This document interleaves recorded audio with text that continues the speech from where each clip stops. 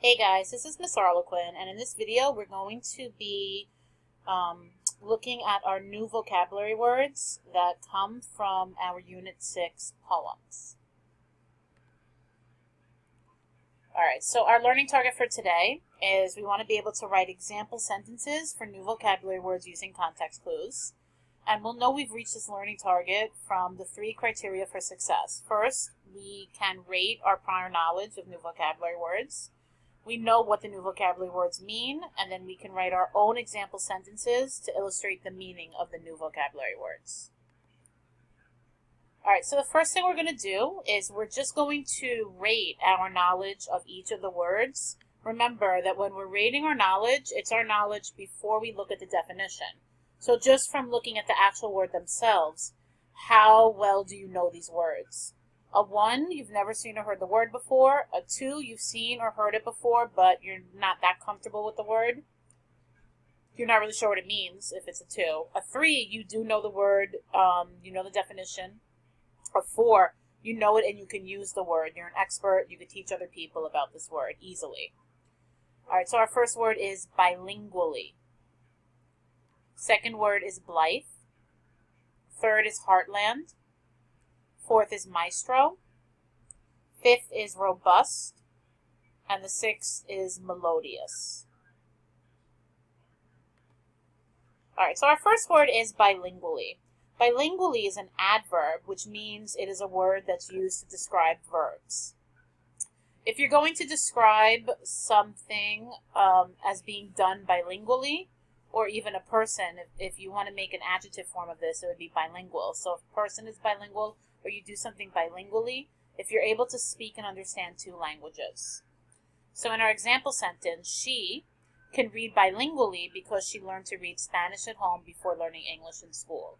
So she is bilingual because she knows those 2 languages. And she is reading bilingually. Notice that in the adverb form, the word bilingually is going to be very close, usually after the verb. You can read bilingually, you can speak bilingually. Any other action words that have to do with language would be a good verb to pair up bilingually with. Alright, so as I mentioned in the previous slide, that bilingual is the adjective form of this word, so they're part of the same word family. And if you speak 2 different languages, then you are considered bilingual.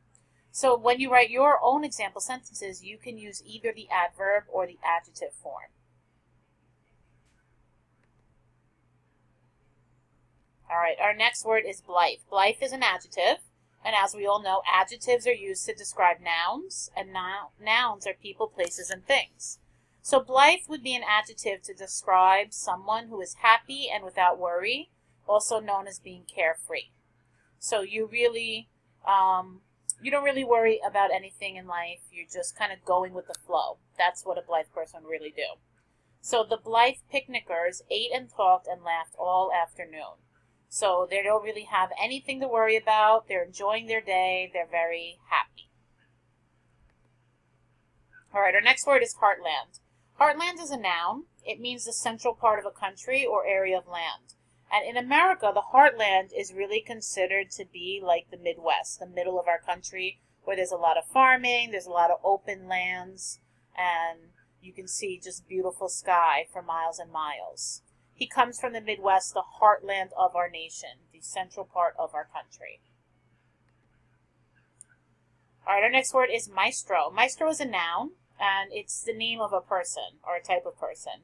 A maestro is someone who could do something very well, especially a musician. In fact, this is usually the connotation of maestro. We usually associate it with music. However, many people will use it and apply it to other contexts. Like I've heard people talk about how somebody might be a maestro in the kitchen, or they might be a maestro in whatever field you want to apply it to. So you really can use it in other contexts. The maestro tapped his baton, and the orchestra snapped to attention. All right, our next word is robust. Robust is an adjective that means strong and healthy, sturdy. So it's usually used to describe people, but it can also be used to describe things. My sentence uses it to talk about people. The robust new squad members are terrific additions to the team. So the squad members are robust, meaning they are strong and healthy. Sometimes robust is also used to describe flavors and smells of food. So sometimes you might talk about the robust spice in a soup, or that there's a robust smell in the kitchen, there's a robust taste to whatever you're eating. All right, and finally we have melodious. Melodious is an adjective. You actually might have more often heard of the word family member melody. Melody is a noun. So when something is melodious, it means it's musical. It's something that's having or making a pleasant musical sound. So you can talk about any kind of sound being melodious. You can talk about somebody's voice being melodious. A lot of times people love to hear Morgan Freeman. People love to hear him as a narrator because he has a very melodious voice. Or you could talk about different singers having a melodious voice. Jane's melodious voice put the children to sleep during story time. It was very musical, sing-songy. All right, so now it is time for you to write your own example sentences. Take each word, make sure you have a sentence that contains context clues. You want to make sure that you try to put as many of the 5 W's into your sentence as you can. That way you'll definitely have context clues, and always remember that as long as your sentence also has a why or a how, that is usually a good way to make sure that you have context clues.